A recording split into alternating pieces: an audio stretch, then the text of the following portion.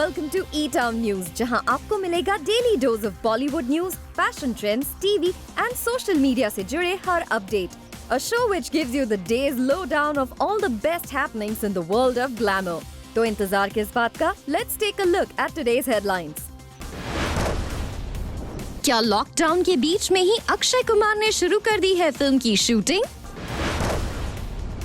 संजय दत्त को याद आए डैडी सुनील दत्त. कटरीना कैफ और उनके राखी ब्रदर अर्जुन कपूर किस तरह सोशल मीडिया पर स्प्रेड कर रहे हैं हैप्पीनेस? कुणाल खेमू के क्वारंटीन बर्थडे को डॉटर इनाया ने कैसे बना दिया मेमोरेबल?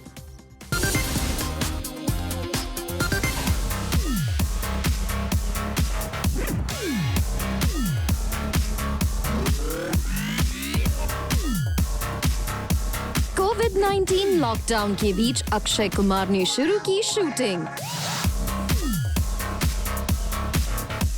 आर बाल्की के साथ एक खास प्रोजेक्ट पर अक्षय कुमार ने शुरू किया काम.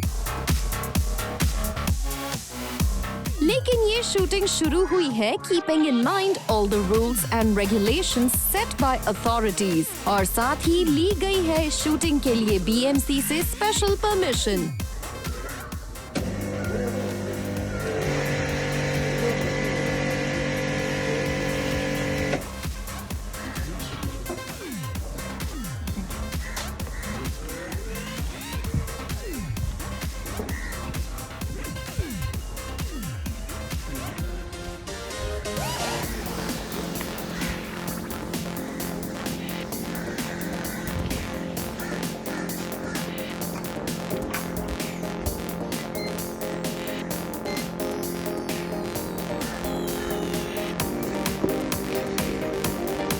रिपोर्ट्स की माने तो अक्षय कुमार डायरेक्टर आर बाल्की के साथ एक स्पेशल कैंपेन पर काम कर रहे हैं जो कोरोना वायरस से जुड़ा हुआ है.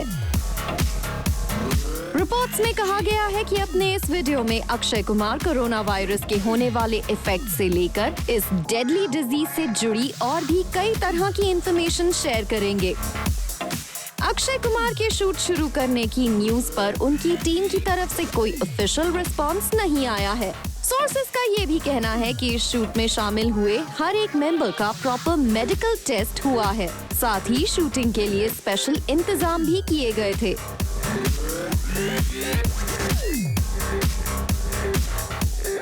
वैसे Akshay Kumar corona virus lockdown के बीच सोशल मीडिया पर काफी ज्यादा एक्टिव रहे हैं, स्पेशली कोविड-19 से लेकर जागरूकता फैलाने को. यही नहीं, अक्षय कुमार बॉलीवुड के कुछ चुनिंदा एक्टर्स में से एक हैं जो फाइनेंशियली काफी बड़ा अमाउंट कोविड-19 रिलीफ के लिए डोनेट कर रहे हैं. इसके अलावा अक्षय कुमार कुछ म्यूजिक वीडियोस का भी हिस्सा बनकर लोगों को इंस्पायर कर रहे हैं to be positive. Akshay Kumar ने एक रिस्पॉन्सिबल सिटीजन होने के नाते अपनी हर एक रिस्पॉन्सिबिलिटी निभाई है, और इस वक्त जिस शूट को वो शुरू कर रहे हैं वो भी कोविड-19 अवेयरनेस से जुड़ा हुआ है.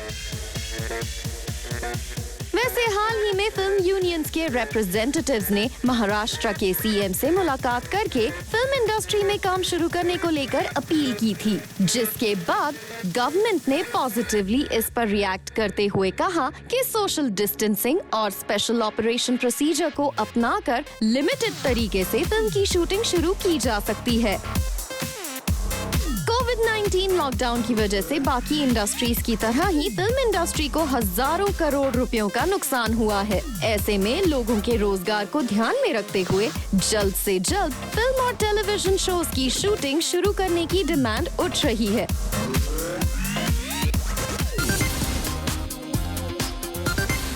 बर्थडे के दिन करण जौहर को मिली एक शॉकिंग न्यूज. करण जौहर के घर काम करने वाले 2 स्टाफ मेंबर्स ने टेस्ट किया पॉजिटिव फॉर कोविड-19. करण जौहर ने अपने सोशल मीडिया हैंडल पर एक ऑफिशियल पोस्ट डालकर जानकारी देते हुए कहा, I'd like to inform you that 2 members of our household staff have tested positive for COVID-19. As soon as the symptoms were detected, they were put under quarantine in a section of our building. The BMC was informed immediately and the building has been fumigated and sterilized by them as per the norms. The rest of us in the family and staff are all safe and display no symptoms. We all have taken the swab test in the morning and have tested negative. But we will remain in self-isolation for next 14 days for the safety of everyone around us. We stand by our commitment to safeguard everyone and have ensured that all measures prescribed by the authorities have been strictly adhered to. Karan Johar ने वैसे statement में clear कर दिया है कि उनके घर के बाकी स्टाफ और फैमिली मेंबर्स सेफ हैं क्योंकि उनके टेस्ट नेगेटिव आए हैं। लेकिन करण जौहर की पूरी फैमिली फिलहाल के लिए कुछ वक्त तक क्वारंटीन में रहने वाली है। करण जौहर ने आगे अपने स्टेटमेंट में कहा, उनके हाउस स्टाफ का वो अच्छी तरह से ख्याल रखेंगे। We will also ensure that the best treatment and care is provided to them during the illness, and we are sure that they will be fighting fit soon. These are difficult times, but by staying in our homes and taking the right precautions, there is no doubt in my mind that we can defeat this virus. Stay home everyone and stay safe. साफ है कोविड-19 दिन ब दिन महाराष्ट्र में काफी तेजी से फैलता जा रहा है। इससे पहले बोनी कपूर ने भी ऑफिशियल स्टेटमेंट जारी करते हुए कहा था कि उनके हाउस स्टाफ को पॉजिटिव पाया गया है और उनकी पूरी फैमिली क्वारंटीन में है। वैसे करण जौहर को ये शॉकिंग न्यूज उनके बर्थडे पर मिली है। इससे पहले करण जौहर ने सोशल मीडिया पर एक वीडियो शेयर किया था जिसमें वो अपने बच्चों के साथ केक कट करते हुए नजर आए थे।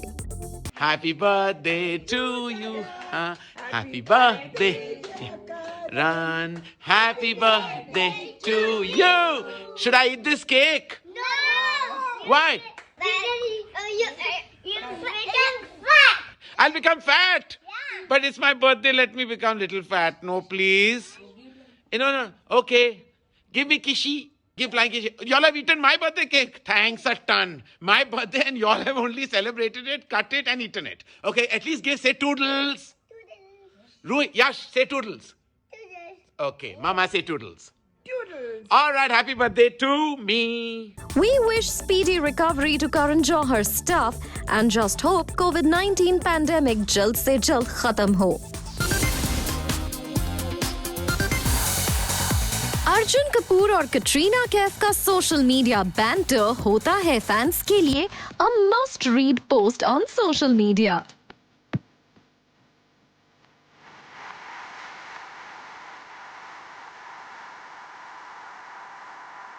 कटरीना और अर्जुन दोनों को ही पब्लिक में एक दूसरे की खिंचाई करने में आता है मजा।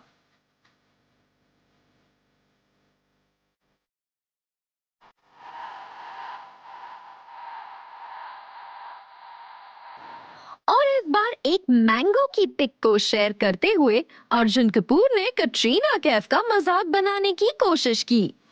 Well, we all know Katrina Kaif एक पर्टिकुलर मैंगो बेवरेज ब्रांड को एंडोर्स करती हैं। यही वजह है कि अर्जुन कपूर ने इस मैंगो की पिक्चर को शेयर करते हुए कैप्शन लिखा, hello friends, mango season is here और आम देख के याद आया Katrina Kaif. Would you like a slice? #mango, #summer, #आम की बात। अर्जुन कपूर के इस हिलेरियस पोस्ट पर कटरीना कैफ जवाब देने से खुद को रोक नहीं पाई। And she wrote, "Yes, please. I would like a few slices." Well, Arjun Kapoor Katrina Kaif के इस मैसेज के बाद भी चुप कहाँ बैठने वाले थे। He then quipped at Katrina Kaif, "You organize now for us actually, Katrina. I promise to eat them with as much love as you." Well, fans loved their fun banter and showered love in the comments section.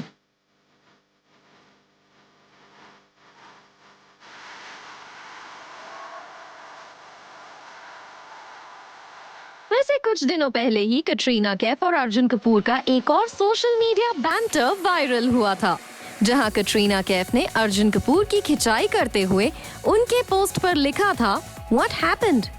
Did you lose something?" जिस पर अर्जुन कपूर ने लिखा, "I lost your number. Send here na please."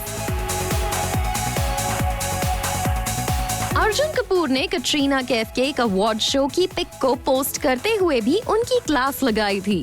He wrote, "Wear it during the day, not at night. Don't want you tripping, girl. Well, Arjun Kapoor और कटरीना कैफ का ये social media banter fans को आता है काफी ज्यादा पसंद. And we think Arjun Kapoor के लेटेस्ट अटैक के बाद Katrina Kaif must be looking for the right moment to hit back.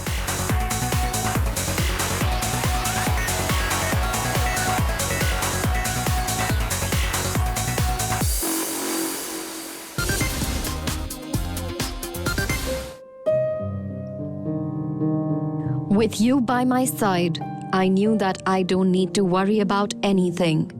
Thank you for always having my back. Miss you today and every day, Dad. Sanjay Dutt ने इस इमोशनल पोस्ट को share किया है for his dad Sunil Dutt. अपने dad की death anniversary पर संजू बाबा हो गए पूरी तरह से इमोशनल और उन्होंने अपने डैड सुनील दत्त को किया याद. संजय दत्त अपने डैड सुनील दत्त के साथ एक ऐसा बॉन्ड शेयर करते थे जिस तरह का बॉन्ड हर एक बाप अपने बेटे से शेयर करने का सपना देखता है. संजय दत्त की रोलर कोस्टर लाइफ में चाहे उनकी ड्रग्स की आदत से उन्हें निजात दिलानी हो या फिर उनके खिलाफ चलने वाले क्रिमिनल केसेस में उनके साथ रॉक सॉलिड खड़ा रहना हो, संजय दत्त के लिए उनके डैड सुनील दत्त ने सब कुछ किया और यही है वो खास बॉन्ड जिसकी वजह से संजय दत्त आज अपने मॉम एंड डैड को इस हद तक मिस करते हैं.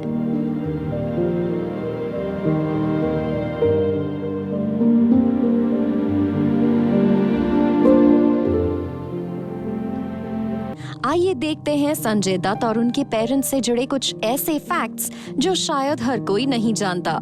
नरगिस दत्त और सुनील दत्त अपने बेबी बॉय के बर्थ से पहले ही उसके नामकरण को लेकर इतने ज्यादा एक्साइटेड थे कि उन्होंने न्यूज़पेपर में एड डालकर लोगों से पूछा कि उन्हें अपने बेटे का क्या नाम रखना चाहिए और नरगिस दत्त को इनमें से ही एक सजेशन संजय पसंद आया और इस अंदाज में संजय दत्त के नाम को किया गया चूज.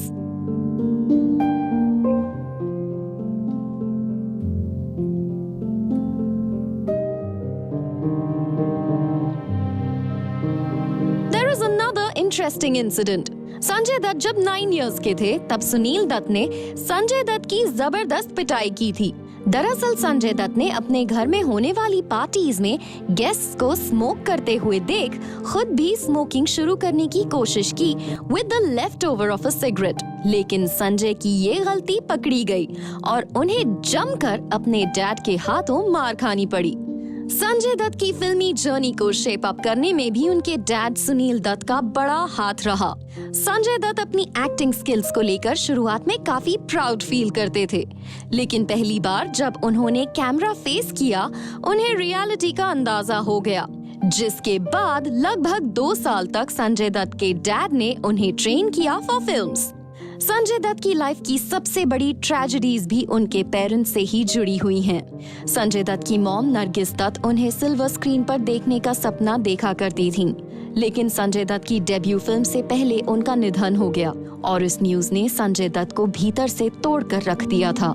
ये फैक्ट्स अपने आप में ही ये कहानी बताते हैं कि कैसे संजू बाबा अपने पेरेंट्स के कितने ज्यादा क्लोज थे और अपने पेरेंट्स के बर्थडे से लेकर डेथ एनिवर्सरी पर उन्हें याद करके संजय दत्त इमोशनल हो जाते हैं.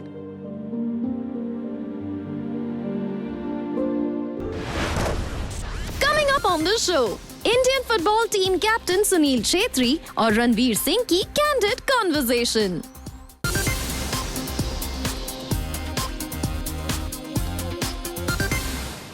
Namaskar, good evening. Tonight on the show is nothing short of a firecracker. Bright clothing, numerous awards, and crazy energy is a very simple guy who can't help but keep it straight. And I'm going to hurry to get superstar Ranveer Singh with us. Oh, Captain, my Captain! How you doing, Ranveer? Good, feeling good, यार. Sunday का दिन है, lockdown के बीचों बीच. Had a good workout, spent some time with the wife, got some work done. And this is the highlight of my day. Dare I say the highlight of my month or past 2 months. I've been hibernating, and this is literally the first time I'm a part of any kind of public broadcast. But when the skip calls, you must answer the call.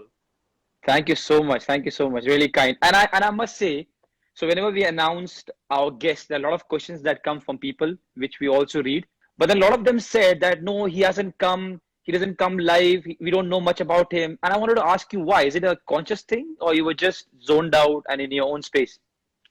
Um, Captain, I've been engaging with this period of lockdown in many different ways. In the first 2 weeks, it felt like something. Then in the first month, then month and a half. Now it's been 2 months. So I've been going through different phases. First, just trying to wrap my head around everything that's going on in the world. Every time you wake up in the morning and you open the news and you read what is happening, and it's a very grim scenario, and it's disturbing. It's actually devastating to witness what is happening in this unprecedented pandemic to all our brothers and sisters, not just in our country but across the world. You know what the world is facing, this global crisis that is really, it weighs down on you. So True. I was going through my own process of wrapping my head around it in a way. It has an effect on you emotionally, mentally. I don't think I was prepared to engage anything or anyone in public. Just staying home and making sure that I'm using this time in as positive a way as possible. Trying to be positive, trying to be optimistic, trying to find the silver lining, trying to see the brighter side of things, as grim a scenario as it is. So I also use this time to kind of hibernate and experience the joy of doing nothing. There's a charm to Wow. that as well. True. I must say, before this, it was life was moving at a very frenetic pace, a very hectic pace. I felt like I was a hamster on a wheel, in the middle of the rat race, especially after Padmavat, then Simba and Gully Boy. My workload in the past year and a half increased to a level where I was teetering on the edge of sort of like a burnout kind of Hmm. feeling. Hmm. So in a way, this lockdown period has been well timed for me. I get this time to introspect, to focus on myself. As actors, they say you are the player and you are the instrument. This body that we have, this mortal vessel that we have, we are the players and this is our instrument. So to be able to focus on myself, to be able to get time with my wife after we got married. The year following our marriage was busy for the both of us, so it's given us time to rediscover each other in a different way, bond with each other, and yeah, just I honestly, I didn't feel like being out there. I said, "Mauka mila hai, to might as well be in hibernation and go underground." I enjoyed that period of being under the radar, off the grid, as they say.